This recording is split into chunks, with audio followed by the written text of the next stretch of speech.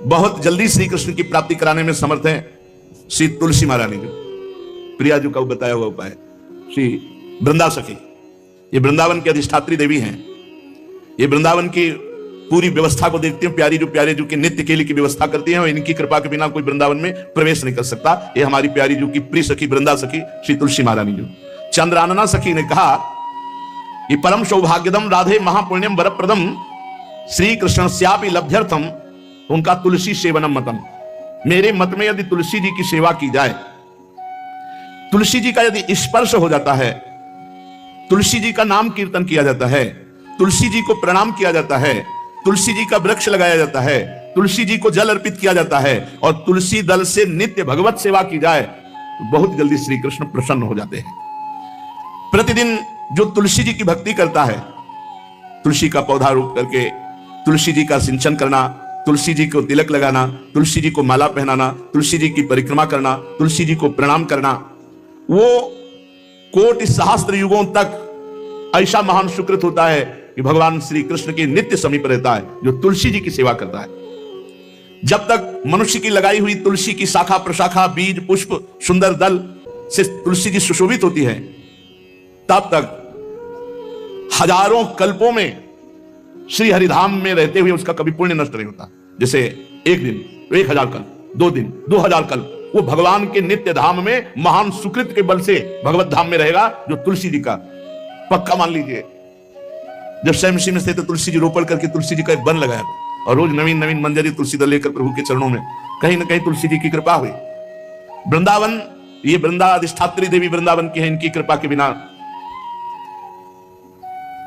हे चंद्रादने, संपूर्ण पत्रों और पुष्पों को जो उतार करके सम्मान पूर्वक पहले प्रार्थना करनी चाहिए, हे वृंदा देवी, हे तुलसी जी, भगवान श्री हरि की पूजा के लिए या प्रियाजू की पूजा के लिए हम आपके कुछ मंजरी कुछ दल लेकर के सेवा करना चाहते हैं, आप कृपा करके मुझे दीजिए, और फिर उतार लें। ऐसे नोचना नहीं, बहुत सम्मान से बहुत प्यार से, तो तुलसी जी प्रसन्न होते हैं। जो मनुष्य तुलसी दल से श्री हरि की पूजा करता है, कोई भी पाप उसका स्पर्श नहीं कर सकता। पूर्व में किया हुआ कोई भी पाप उसको दंड नहीं मिलेगा, जो तुलसी जी की आराधना नित्य करता है। अब इतना जल भी ना चढ़ा दे, माल पुण्य हो जाए और तुलसी जी अंतर ध्यान अनुकूल जल, जैसे मान लो गमले पे है तो इतना बड़ा तांबे का रोज उससे हम भर के लोटा चढ़ा दोगे, 2-4 दिन में अंतर ध्यान हो जाएंगे तुलसी जी। बहुत विवेक से जरूरत है, मतलब भारी पुण्य होगा। अब इतना बड़ा लोटा रोज जल चढ़ाओगे तो 2-4 दिन में पीली होकर अंतर ध्यान हो जाएंगे। इतना जल, अनुकूल जल चाहिए, एक तांबे का छोटा सा लिया, रोज डालो, उसमें कोई फर्क नहीं, और गमला उठाकर धूप में विराजमान करो। सेवा का मतलब क्या है? जो तुलसी जी को जल अर्पित करके तुलसी जी की सेवा करता है, हरि चिंतन करता है, कभी कोई पाप उसका स्पर्श नहीं कर सकता।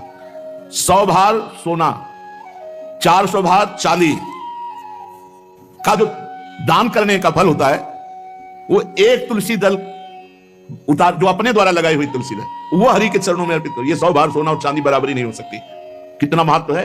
जो रोज तुलसी दल चयन कर, द्वादशी को ना चयन करे, द्वादशी को मतलब बहुत बड़ा अपराध लगता है तुलसी दल का, इस मतलब तुलसी के वृक्ष का भी स्पर्श न करे। प्रणाम नमस्कार दूर से, एक भी दल नहीं टूटना चाहिए। द्वादशी को ऐसा हमने महापुरुषों से सुना है कि मंजरी और पत्र उतारना ये ठीक नहीं, बिल्कुल नहीं ठीक है। ब्रह्म हत्या का फल लगता है, अगर जो पाप लगता है अगर कोई द्वादशी को तुलसी चयन, बहुत सावधानी से। जिसके घर में तुलसी का बगीचा होता है, कई पौधे होते हैं, उसको कहीं तीर्थ जाने की जरूरत नहीं, उसका घर तीर्थ है जिसके घर में तुलसी के पौधे हैं। और यमराज कभी उस घर में किसी भी मरने वाले को लेने नहीं आएंगे जिसके घर में तुलसी। लगा लो भैया तुलसी लगा लो घर में, काहे को यमराज को आने दोगे? सबके घर में तुलसी। कितना सुंदर पहले था, घर में आंगन होते थे, आंगन में एक बहुत बड़ा, और फिर उसमें तुलसी जी, और फिर उसमें 2-4 नर्मदेश्वर और शालिग्राम ऐसे, और फिर घर का हर व्यक्ति जल चढ़ाना, प्रणाम करना, नमस्कार करना, 4 पर। कितनी पवित्र पद्धतियां हमारी थी। जब रसोई बने पहली गाय के लिए, फिर कुछ पक्षियों के लिए, फिर कोई संत महात्मा, कोई भिक्षु, ऐसा कितना पवित्र व्यवहार। यहाँ जैसे हमने देखा है, ये रसोई बन रही ना तो धुआं नहीं खत्म होने पाता, वो ही सब अपवित्र किए हुए हैं, राक्षसी बुद्धि आती चली जा रही। तुलसी जी ये भागवती को उसने, हमें लगता है बालकनी तो होती है, बढ़िया बालकनी में एक ऐसा उठाने धरने वाला स्टैंड लोहे का रखो कि तुलसी जी को विराजमान कर दो। जिसके घर में तुलसी जी विराजमान होती है उसके घर में यमराज कभी नहीं जाते। जो तुलसी जी का सेवन करता है उसकी सारी कामनाएं तुलसी जी पूर्ण कर देती है। तुलसी जी को लगाना, तुलसी जी का पालन करना, तुलसी जी को सिंचन करना, तुलसी जी का दर्शन करना, तुलसी जी का स्पर्श करना, मनुष्य के द्वारा जो मन, वाणी और शरीर से पाप हो गए सबको तुलसी महारानी क्षमा कर देती है, दग्ध कर देती है। पुष्कर आदि तीर्थ, गंगा आदि परम पावन नदियां, ये सब जो स्नान आदि अवगाहन आदि करने का फल देते हैं, वो केवल तुलसी जी घर में विराजमान है उसको फल मिल जाएगा। कितने बढ़िया। जो तुलसी जी की नवीन मंजरी प्रभु के चरणों में अर्पित करके प्रणाम करता है, वो चाहे कितना भी अपराध किए हो, वो कभी यमपुरी को नहीं देखेगा, कभी यमराज के पास नहीं जाएगा। जो मनुष्य तुलसी काष्ठ का घिसा हुआ चंदन लगाता है, उसके सारे संचित भस्म हो जाते हैं, और क्रियमाण जो वर्तमान, वो कभी उसको बांध नहीं सकते। तुलसी जी का काष्ठ का घिसा हुआ चंदन। जिसके घर में तुलसी की छाया होती है, वहां पितरों को अपने आप कल्याण प्राप्त हो जाता है। जो श्राद्ध करने से लाभ मिलता है पितरों को, घर में तुलसी लगा के, जो तुलसी की छाया बड़ा पितरों को तृप्ति मिलती है।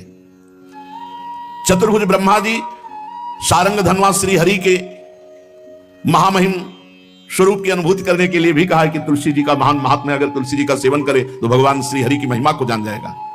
स्त्री हो या पुरुष, पुरुष नपुंसक नारीवा जीव चराचर कोय, सर्व भाव भज कपट तज मोहि परम प्रिय सोय। शरीर वर्दी है, हमारी पोशाक है, हम सब एक हैं, आत्मस्वरूप है, कुछ अलग नहीं है। शरीर केवल पांच भौतिक है तो सबका पांच भौतिक है, उसमें चिन्ह है स्त्री पुरुष के बस। इसके लिए भगवान की आराधना निषेध थोड़ी है। जो स्त्री या पुरुष श्री तुलसी जी के काष्ठ के मन के बना के, जैसे छोटी कंठी या बड़ी माला धारण करता है, श्री कृष्ण उसके बस में हो जाते हैं। यह है तुलसी जी की महिमा। परम सुहाग श्री कृष्ण मिल जाते हैं, और कौन सी भी हमें उपलब्धि चाहिए। हे गोपनंदिनी, तुलसी जी का सेवन करने से श्री कृष्ण वश में हो जाते हैं। जो तुलसी की माला से नाम जप करता है, काउंटर वाली बात तो स्मृति के लिए पढ़ाई है, हम निषेध नहीं करते, नहीं बहुतों के भजन बंद हो जाएंगे, पर हम इतनी महिमा जरूर बता देते हैं कि तुलसी माला से जो नाम जप किया जाता है, उससे आध्यात्मिक सिद्धि बहुत जल्दी होती है। गुरुदेव भगवान कहते जो अंगुलियों से रगड़ होती मन का से, उसमें आध्यात्मिक ऊर्जा शक्ति तुलसी माला से। प्लास्टिक पर भाई करो, निषेध नहीं करने, बंद हो जाएगा वो भी राधा राधा कहना, वो हमें बंद नहीं करना। हम कह रहे हैं तुम जैसे बने वैसे करो, लेकिन माला का बहुत बड़ा प्रभाव है। तुलसी परम पवित्र भगवान श्री हरि की प्रिया, और उनके काष्ठ को जब हम ऐसे नाम के साथ, तो विशेष ऊर्जा शक्ति, आध्यात्मिक शक्ति हमें जागृत होती है। हो सके जिनको ऐसा बन सके तो छोटी एक वो आती है सुमिरनी, उसको रख लो अपनी जेब में, रख लो, उससे करो।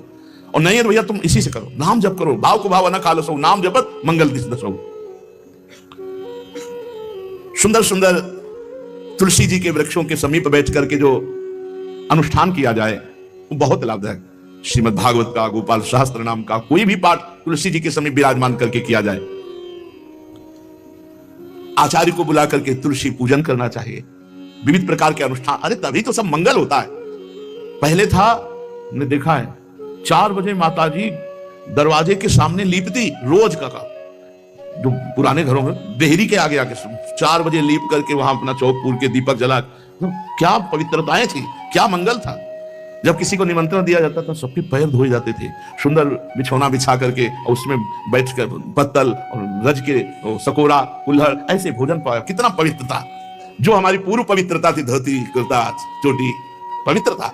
मान लो अगर बाहर जा रहे तो पैजामा कुर्ता, ऐसे बहुत पवित्र पोशाकें थी, पवित्र आचरण थे, पवित्र खान पान था। घर में जाओ तो एक पवित्रता, एक किसी भी घर में ऐसा नहीं था कि देव मूर्ति ना विराजमान हो, किसी भी घर में ऐसा नहीं था तुलसी जी विराजमान न हो, 1-2 गाय जरूर होती थी, पवित्रता। अब तो बड़ा विचित्र, ये भारतीय गौएं जो श्वेत रंग की, जो अरुण रंग की, जो सींग वाली हैं, वो उनका आप दुग्ध देखिए, दूध रख दीजिए, स्वर्णिम कांति छाई मिलेगी। ये हमारी भारतीय पद्धति है, हविष्यान्न, इससे देवताओं का, भगवान का, सबका अभिषेक पूजन होता है। शुद्ध गाय जो हमारी भारतीय है, तीला है उसके जैसे निकला हुआ, भगवान ने सेवा की है। हमारे गोविंद भगवान का नाम ही गोविंद, गौओं के इंद्र। भगवान सुबह से निकल जाते थे, शाम तक गौओं को चराते थे। बड़ा असत्य और सत्य का विवेक होने पर साधक को संसार की तरफ से वैराग्य होने लगता है, और उसका भजन पुष्ट होने लगता है। और जहां भजन पुष्ट हुआ तो नित्य निरंतर अपने चित्त में भगवान वासुदेव को देखने लगता। चित्त के अधिष्ठात्र देवता भगवान श्री कृष्ण है, वासुदेव। जब चित्त शुद्ध हो जाता है, उसकी पहचान है, न कोई अपना लगता है, न कोई पराया लगता है, सब भगवत स्वरूप लगते हैं। अपना पराया का भेद मिट जाता है। जब चित्त शुद्ध होता है तो किसी भी पदार्थ के भोगने की इच्छा उसमें नहीं रह जाती। जब चित्त शुद्ध होता है तो उसका अनुराग केवल परमात्मा और महात्मा में होता है, पूरे संसार में कहीं होता ही नहीं। ये चित्त शुद्धि का लक्षण है। चित्त शुद्धि का उपाय विवेक और निरंतर नाम जप। चित्त शुद्धि का लक्षण राग द्वेष का अभाव, ना कोई अपना ना कोई पराया, और किसी भी विषय भोगने की इच्छा ही नहीं। आसक्ति तो सिर्फ परमात्मा में या महात्मा में। ये राग द्वेष किसे कहते हैं महाराज? जिस मनुष्य के, जिस पदार्थ के, जिस स्थान की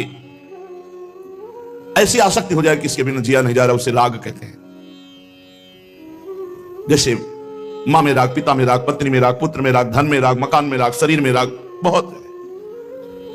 समझना चाहिए हमारा राग हो गया, जिसका बार बार स्मरण आए और बार बार खिंचाव हो हृदय से, जो हमारे ध्यान पथ में प्रभु के सिवा और आ रहा है, वो सब राग का ही किया कराया खेल है। द्वेष, इसमें मूल राग है। जिससे राग होता है उसी से द्वेष होता है। राग नहीं होगा तो द्वेष होगा ही नहीं। जब वो हमारे प्रतिकूल चलने लगता है तो द्वेष हो जाता है। प्रतिकूल पदार्थ, प्रतिकूल वस्तु, प्रतिकूल व्यक्ति, तो हमारा द्वेष हो जाता है। यही राग द्वेष जीव के जन्म मरण की श्रृंखला है, और इसका मूल कारण देहाभिमान, अहंकार है। महाराज, साधक को समय किस प्रकार बिताना चाहिए? सबके लिए एक जैसा उपदेश नहीं होगा। पूज्य बाबा बोल रहे हैं, जो गुरु के पास रहते हैं उनको सब समय गुरु की सेवा में लगाकर भगवत स्मृति युक्त जीवन व्यतीत करना चाहिए, और जिनको गुरु का सानिध्य नहीं मिला उनको भजन में अधिक समय लगाना चाहिए। यदि गुरुदेव सेवा के लिए आदेश करें, वही सबसे बड़ा भजन है। यदि वो कह रहे हैं कि बैठकर भजन करो, तो अधिक समय भजन में लगाना चाहिए। अगर गुरुदेव सेवा, तो फिर सेवा ही भजन है। जो गृहस्थ हैं उनको अपनी गृहस्थी के कार्य को गुरु सेवा, भगवत सेवा मानकर करना चाहिए। यदि गुरु जी कुछ स्वीकार करते हैं तो ठीक है, नहीं सर्वस्व गुरु का है, ऐसी भावना करनी चाहिए। विरक्त उपासक को गुरु की अधीनता स्वीकार करनी चाहिए। गुरु की अधीनता से अपने आप सारे पाप, द्वेष, दोष, राग सब नष्ट हो जाता है। सबको यह तो ध्यान रखना है कि भगवती जो हमारी परम करुणामयी स्मृति